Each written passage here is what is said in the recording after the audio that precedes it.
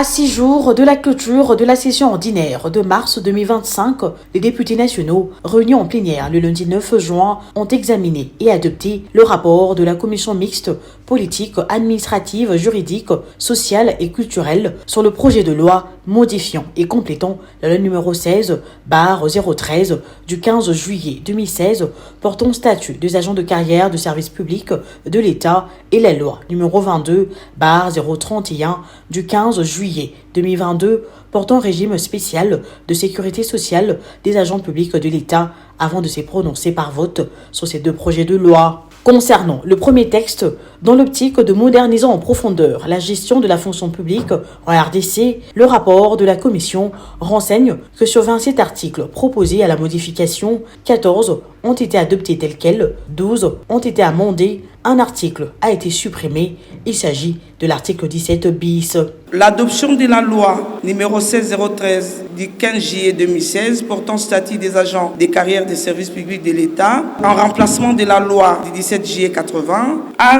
instauré un tournant décisif dans le cadre des efforts du gouvernement de la République visant à renforcer et moderniser l'administration. Donc plusieurs facteurs ont milité, notamment l'inefficacité des dispositions régissant le recrutement, les vides juridiques sur la situation de l'agent qui décède ou au-delà de l'âge légal de départ à la retraite, la non prise en compte des grandes promotions à la retraite des calculs des allocations des carrières ainsi que la pension des retraites, préjudiciant ainsi les agents mis à la retraite avec le grade autre celui de l'éméritat. La non prise en compte de la possibilité pour l'administration d'attirer et d'utiliser pour des périodes déterminées et dans certains emplois spécifiques des ressources humaines dotées d'expériences particulières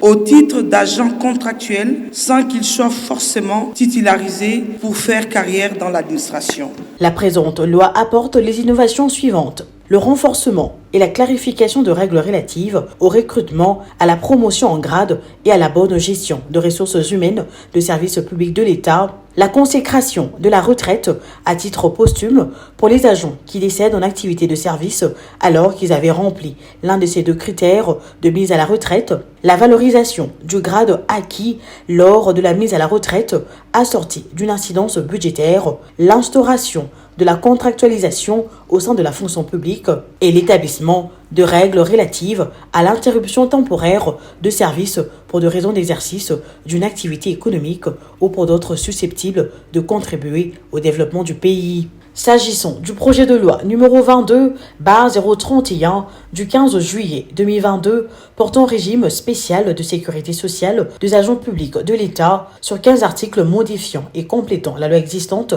9 articles ont été adoptés tels quels, 5 articles ont été adoptés moyennant des amendements de forme et des fonds, aucun article n'a été supprimé, un article a été créé. Grosso modo, honorable président, après avoir auditionné le ministre de la fonction publique, votre commission a confirmé les options fondamentales levées par le gouvernement, à savoir la prise en compte des catégories qui n'étaient pas prévues par cette loi, l'extension à d'autres catégories d'agents, mais également l'ajout d'une branche de sécurité sociale obligatoire qui prend en compte le logement. À part quelques amendements de forme, honorable président, votre commission a confirmé les options du gouvernement. Cette réforme, elle, apporte les innovations suivantes. L'institution d'un régime de sécurité sociale par capitalisation en faveur des agents non couverts par la loi numéro 22/031 du 15 juillet 2022, la prise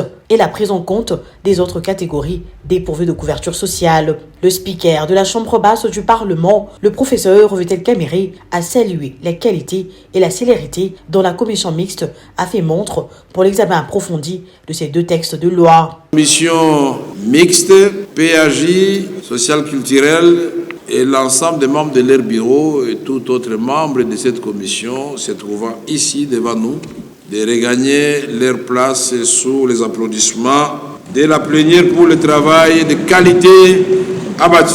Après un court débat, sur 395 députés nationaux ayant pris part à cette séance plénière, 393 ont voté pour, 1 contre et une abstention. Signalons que bien avant le traitement de matière à l'ordre du jour de cette plénière, le rapporteur Jacques Onjoli avait lu un réquisitoire du procureur général près la Cour de cassation demandant à la Chambre basse du Parlement l'autorisation de poursuites judiciaires contre le ministre d'État, ministre de la Justice, Constant Mutamba Tunganga. À ces sujets, une commission spéciale et temporaire a été mise en place pour statuer sur ce réquisitoire.